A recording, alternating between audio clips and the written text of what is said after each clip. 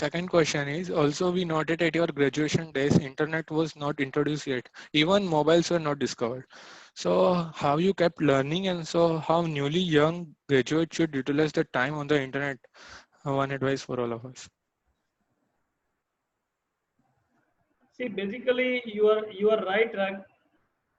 During our college days, we were not using computers. I mean, forget about internet, but we were not using even computers. And the computers were used in, commercial transaction, Hmm. like receipt, payment receipt, and I mean, very few things. And interesting thing is, at that time there was floppy disk, so storage of data was, I mean, but anything having its own pros and cons. It like it's two sides of coin. So, Hmm. I mean, my advice to young engineers to look at good skill development, uh, rather than gossiping and passing time with in social network. So this is my, I mean, uh, strong advice to youngsters to utilize times to acquire the knowledge. What happens, unfortunately, our human being's mind is mapped to look at negative things. If we take an example of white paper, clean white paper, and having a very small black drop on, I mean, small black spot on it, people first look at the black spot only. Hmm. There is for no value of clean bright white paper for them. So basically this attitude we have to develop, how to see the white paper, beautiful bright white paper, and just ignoring this black spot.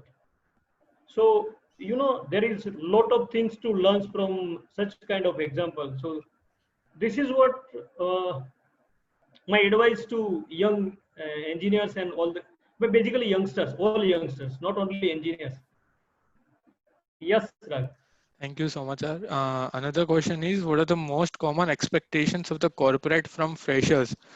Do you see a gap in the expectation and the preparedness of the students? Means, how can this gap can be reduced? Means, which skills our industries are looking at? See, nowadays it has been observed in new youngsters. New generations normally prefer to sit in offices, and I mean prefer to work from office and not from field. Hmm. So when we have to start our office even, so because the industry having lot of risk and hazard. So if you don't work in field in the beginning, you will lose your time. So I mean, my strong advice is for to youngster is, initially in the beginning of your career, don't look at work from office. Give your 100% in the field. Basically, the office work is more appropriate for consulting work, purely project and design work.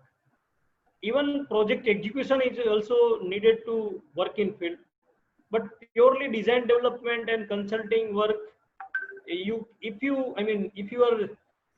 are very interested to work from office only, then you should choose such kind of field. Otherwise, my advice to youngster, please go to field and really learn from the people, those who are working on shop floor.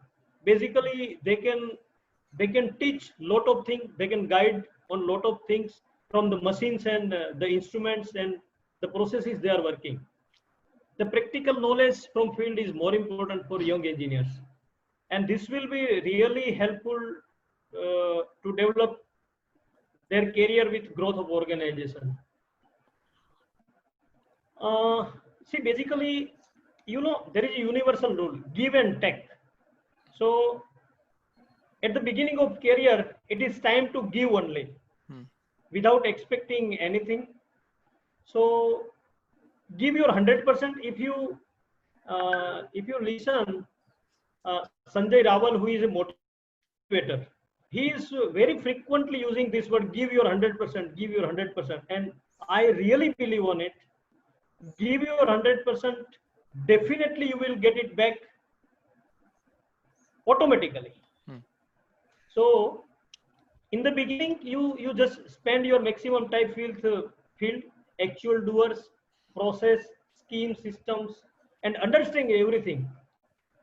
See, for example, and basically your fundamentals should be very clear in respective field for freshers.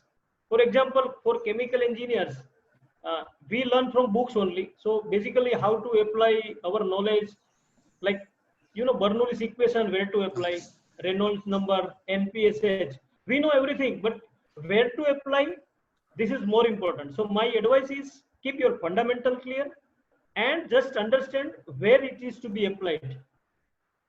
And in the beginning of career, you study P&I diagram, process, unit operations, like, and more important is heat transfer, mass transfer, all this effective, efficient drives are most important, and yeah, use of resource, renewable energy sources, and there are lot of latest technology in electrical field. For mechanical, latest technologies in pumps and transferring material handling equipments, equipment selling, different types of equipment selling, rotary equipments, challenges, utilities efficiencies, uh, like cooling tower, chilling plant, boilers. These are the fundamentals they should be keep in mind. For instrument engineer, in today's life, industries are more developing more focused on automation part. So for instrument engineers to learn the field instrument, how the automation works, latest automation technologies. So this is, basically instrument engineer should keep in mind how he will apply the academic knowledge into industry.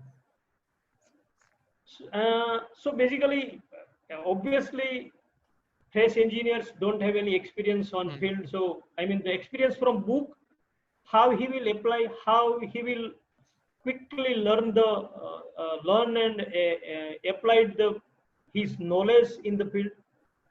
This is more important, and more important is basically fresh engineers should be coachable, and flexibility should be a prime important, because for freshers, learning is more important and acquire knowledge. He should be self-disciplined, and he should normally, what happens when we graduated engineer, and normally we have to work with shop floor people, those who are science graduate or ITI qualification, ITI certification qualified. So don't feel don't act like bossism.